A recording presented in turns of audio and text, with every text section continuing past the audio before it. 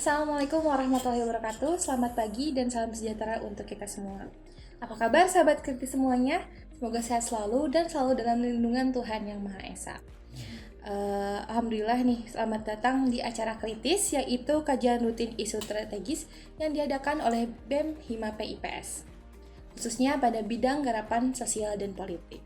Nah, teman-teman, khususnya dalam acara K-Talk ini, nah tentunya ya sahabat kritis, pada kesempatan kali ini kita akan mendatangkan seorang narasumber yang tentunya ahli dan mumpuni dalam pembahasan yang hari ini akan kita bawakan, yang kebetulan sudah hadir juga di tengah-tengah kita pada hari ini, Kang. Kang. Dalam diskusi kali ini, kita bersama akan membahas mengenai urgensi kepekaan mahasiswa terhadap isu sosial politik yang ada di negara kita, Indonesia. Sebelumnya, istilah sosial dan politik itu memang sudah dikenal oleh bangsa Indonesia sejak lama ya. Untuk urusan politik, Indonesia sudah melakukan banyak sekali kegiatan politik, bahkan dari sebelum dan juga sejak kemerdekaan negara Indonesia. Sosial dan politik mempunyai hubungan dan keterkaitan yang erat gitu. Seperti yang kita ketahui bahwa dunia politik pasti berkenaan dengan dunia sosial masyarakat, karena masyarakat itulah sebagai pelaku politik itu tersendiri. Lalu dalam kehidupan sosial kita juga tidak bisa lepas dari unsur-unsur politik yang ada. Nah, pada saat ini kami sudah menghadirkan Kang Robi Sandria Mustajab. Selamat pagi, Kang. Selamat pagi. Seorang Teteh moderator ini namanya siapa? Oh iya, mohon maaf saya lupa menggunakan diri. Perkenalkan, saya Fania Latifah dari Pendidikan IPS kelas 5A, tepatnya dari angkatan 2020 Kang. Siap. Ya. Alhamdulillah, terima kasih banyak sebelumnya Kang hari ini bisa berkesempatan hadir dan juga membersamai kami untuk diskusi mengenai sosial politik.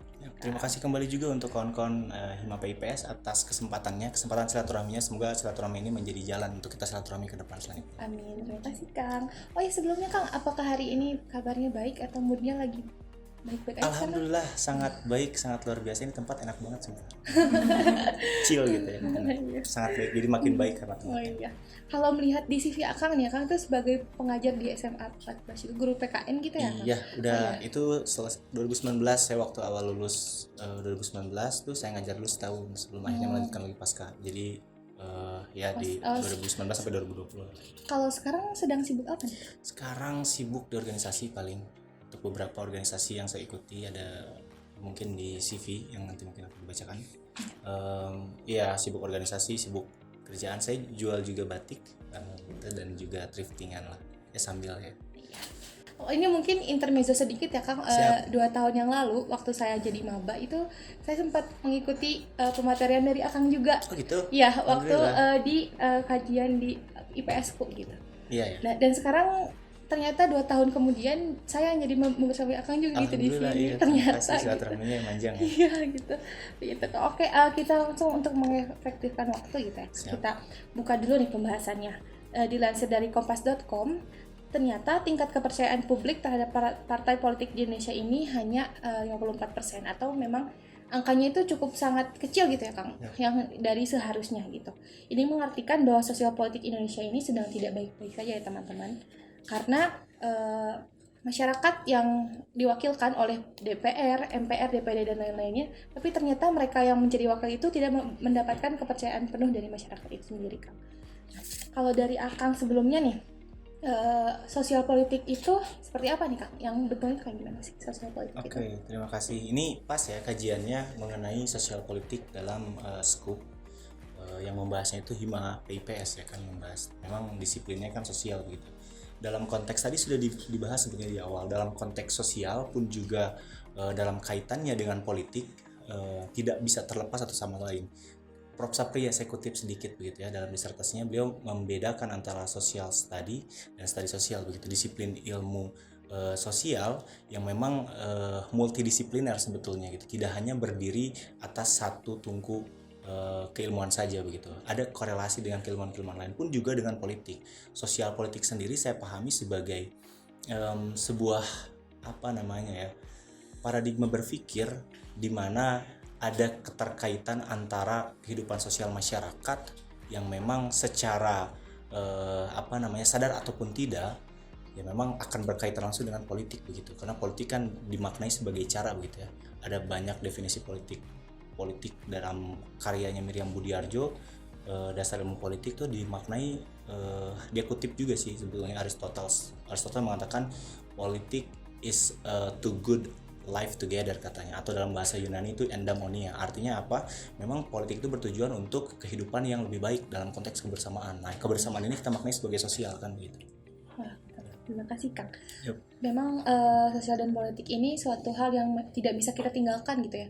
Satu hari pun dalam kehidupan kita sehari-hari gitu. Memang suatu hal yang sangat krusial gitu. Nah, kalau dikatakan secara filosofis nih Kang, mengapa sih mahasiswa itu harus peka gitu terhadap isu sosial dan politik? Mengapa mahasiswa harus peka terhadap isu sosial dan politik? Ya, dalam diksinya sendiri, maha dan siswa secara terminologi memang merepresentasikan siswa yang tidak biasa begitu. Diksi maha diterapkan pada apalagi selain mahasiswa? Maha kuasa, Ya, maha berata, Mahabharata. maha guru.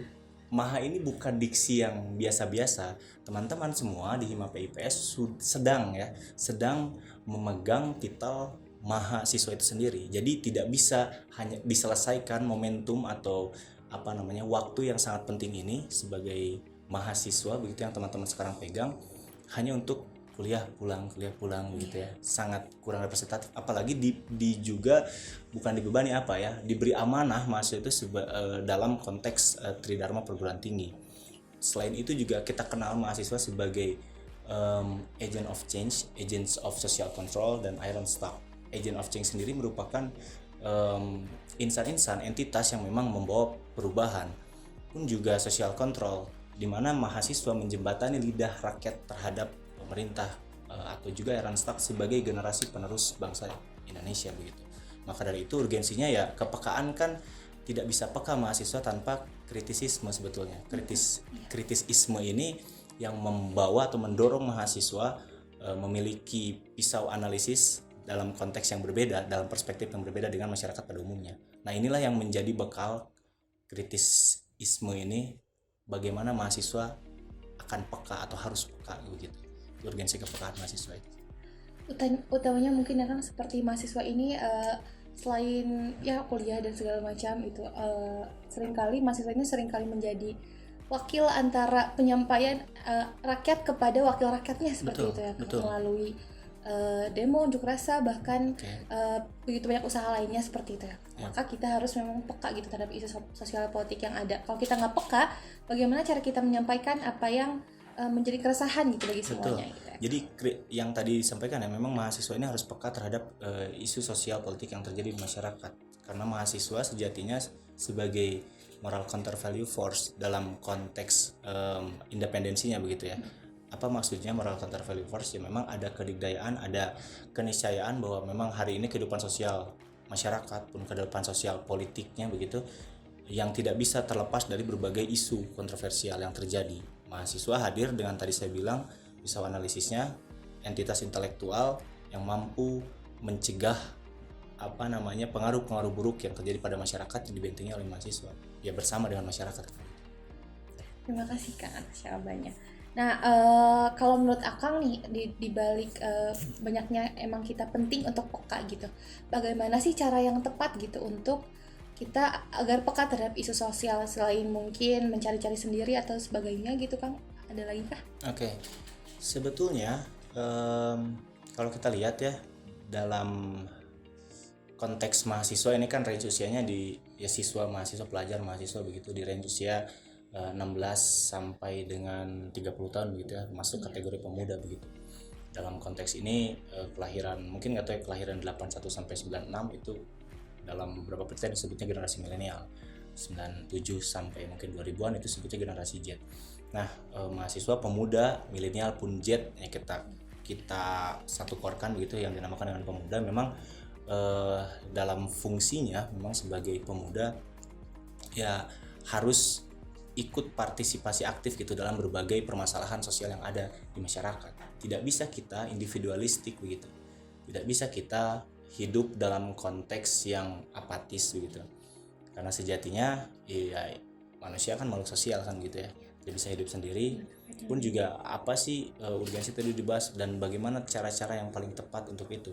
Dan beberapa survei juga mengindikasikan bahwa milenial kita, pemuda kita tadi saya ingin menyampaikan merupakan pengguna internet yang aktif 93,9%. Generasi milenial yang tadi saya sebutkan tuh dalam usia berapa sampai berapa itu pengguna internet aktif gitu. Partisipasi publiknya, partisipasi sosialnya sebagai mahasiswa untuk peka terhadap permasalahan sosial bisa beberapa cara. Salah satunya memang kalau kita lihat data tadi ya 93,9% pengguna aktif internet, berarti kan gerakan mahasiswa juga bukan hanya tadi dicontohkan di jalan, tapi misalkan saya nggak bisa nih kebetulan hari ini untuk turun ke jalan misalkan, ya udah kalian bisa ikut partisipasi aktif juga dalam beberapa postingan mungkin ya, dan juga beberapa ya membuat konten-konten kreatif lah begitu untuk memang menyampaikan keresahannya, menyampaikan aspirasinya, keresahannya begitu kan. Betul, propaganda dan hegemoni publik. Tapi sekali lagi ya, dalam konteks propaganda dan hegemoni publik ini memang perlu difilter begitu, info-info mana yang valid dan yang tidak. Artinya apa, memang tidak perlu dilakukan lagi antara kreativitas dan juga inovasi pemuda, mahasiswa ya kan. Kalau misalkan bisa turun langsung nih dalam konteks partisipasi langsung, ya turunlah demonstrasi, sampaikan aspirasi dan keresahan itu. Jika tidak, sampaikan melalui media sosial, konten-konten kreatif. Salah satunya dengan konten ini seperti ini kan, video yang berbasiskan podcast begitu. Ya, Oke. Nah, itu karena memang menyampaikan aspirasi itu amanat konstitusi kita, ya kan? Menyampaikan aspirasi sekali lagi itu adalah amanat konstitusi kita. Kita dibebaskan untuk berserikat, berkumpul dan menyampaikan pendapat. Jika memang ada pihak-pihak yang tidak menyenangi dalam konteks menyampaikan pendapat, menyampaikan aspirasi, keresahan, memang itu berarti mengkhianati konstitusi. Itu aja sih. Terima kasih banyak Kak. Dari jawaban Kang Robi tadi, khususnya untuk saya gitu, begitu banyak menginspirasi dan juga motivasi kita untuk lebih peka terhadap isu sosial politik. Nih Kang, boleh nih Kang barangkali kita mengajak para mahasiswa lain untuk lebih peka terhadap isu sosial politik. Kita ajak langsung di videonya Kang. Oke. Jadi untuk para mahasiswa, untuk para pelajar pun juga ya pemuda dalam konteks ini yang lebih luas begitu,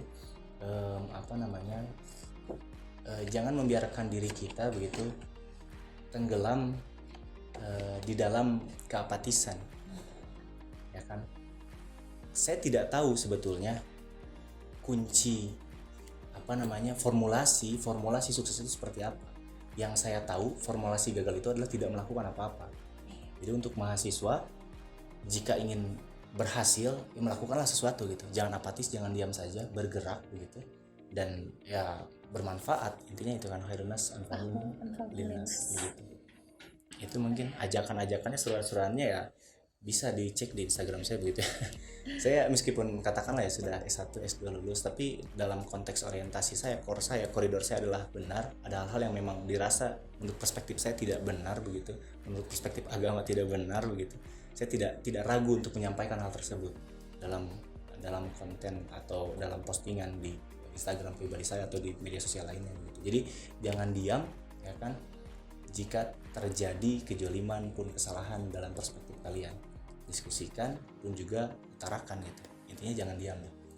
Seperti konsep dakwah mungkin ya Kang, apabila tidak bisa secara lisan, secara tulisan. Ya. Terima kasih. Sama-sama. Oh iya Kang, ini Kang, kita kan sebagai mahasiswa mungkin mempunyai banyak sarana gitu ya Kang untuk mengetahui sosial dan politik yang ada.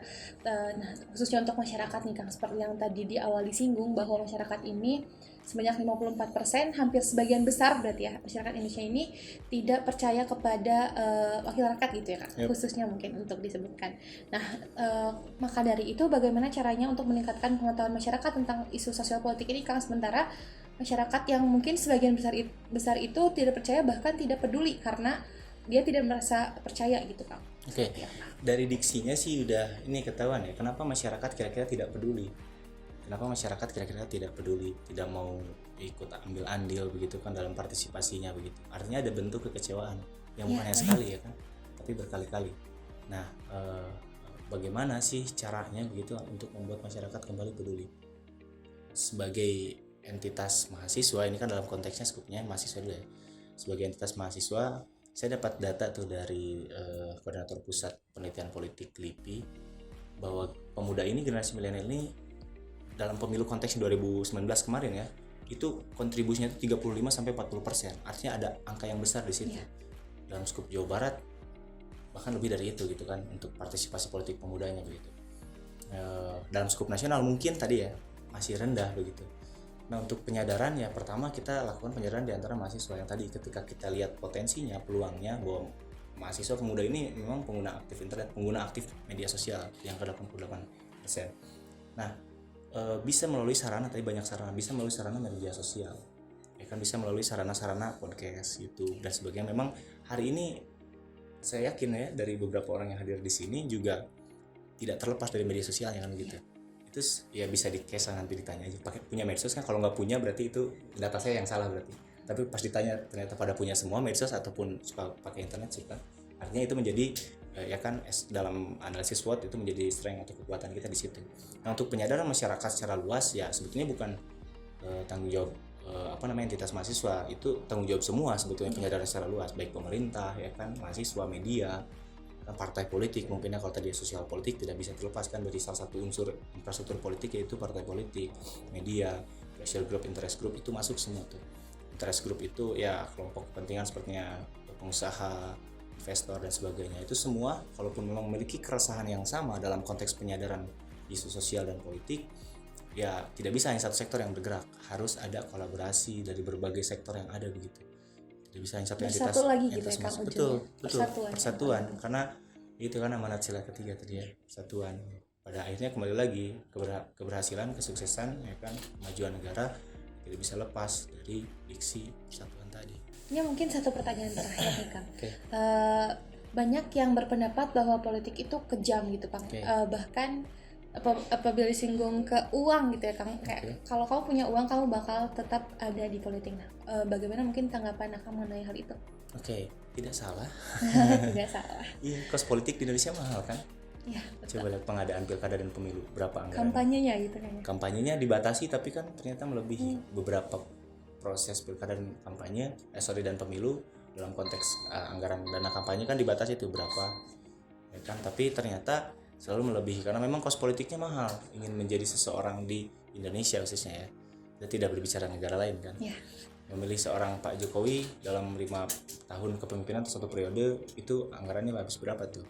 Memilih seorang Pak Ridwan Kamil dalam konteks Jawa Barat ya kan dalam 5 tahun itu berapa tuh sampai terpilihnya tuh kan, pengadaan apa, kotak suara dan sebagainya, belum kampanye sana, belum banner di sana sini kan.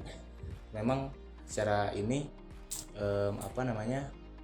mahal begitu kos politiknya. Tidak salah tadi diksi seperti itu. Cuman kalau tadi dikatakan politik itu kotor ya kan, jahat dan sebagainya, itu tergantung perspektif kita memahami politik sendiri.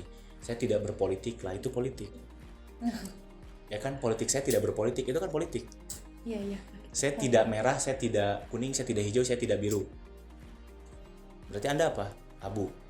Di tengah itu politik, itu arah politik dia gitu. Jadi tidak bisa hari ini kita duduk di sini bajunya Fania, misalkan bajunya Fania untuk dress code, untuk yang kacamata yang digunakan dan penampilan itu semua kan berdasarkan cara. Politik sebagai cara. Ya kan, untuk apa? Untuk menarik, untuk membuat framing diri, ya kan, menarik perhatian publik, mungkin untuk lebih terlihat menarik, berkarisma dan sebagainya begitu. Politik itu adalah sebuah cara. Jadi kalau dimaknai sebagai kotor dan sebagainya, ya itu tergantung perspektifnya sih. Kalau tadi yang pertama kos politik mahal, ya memang mahal, ya kan. Kalau kata beberapa waktu lalu ada stand up komedian bilang, untuk satu orang yang duduk di dewan itu katanya potensi gagalnya itu 92%, potensi berhasilnya cuma 8%. Gimana nggak gila dari awal katanya. Gila. Itu benar, itu kritik sih sebetulnya dari stand up comedian. Sebesar itu potensi gagalnya. Karena berapa kursi yang direbutkan, berapa yang mencalonkan. Kayak gitu. Jadi memang kos politik mahal pun adigium politik itu kotor, jahat dan sebagainya, itu bagaimana sih? Itu tergantung kita memaknai politik seperti apa. Tadi kan disinggung sedikit ya dari Aristoteles bilang ya itu the good life together katanya kan, eudaimonia tadi. Itu saya dapat dari bukunya Miriam Budarjo. Ingat kuliah. Iya memang betul, untuk kehidupan yang lebih baik politik itu. Karena mungkin memang setiap hal itu memang bagaimana cara kita melihat dari setiap perspektifnya mungkin ya Kang. Betul. Kalau kita berpandangan ke arah yang baik juga pun hasilnya akan baik dan sebaliknya seperti itu ya. Oh, Kang, ini alhamdulillah kita setelah sampai di penghujung pertanyaan, Kang. Alhamdulillah mungkin kita ini juga sudah selesai di acara kritis atau kajian isu strategisnya. Sebelumnya saya ucapkan terima kasih banyak kepada Kang Robi yang telah Terima kasih kembali yang telah hadir di tengah-tengah kita pada kesempatan kali ini. Semoga dari kajian ini hingga selanjutnya tidak melepas silaturahim kita untuk selanjutnya. Amin. Gitu. Semoga juga dapat dipertemukan kembali di kesempatan selanjutnya. Untuk itu mungkin sahabat-sahabat kritis, sampai jumpa di podcast selanjutnya. Saya ucapkan terima kasih. Assalamualaikum warahmatullahi wabarakatuh. Waalaikumsalam warahmatullahi wabarakatuh.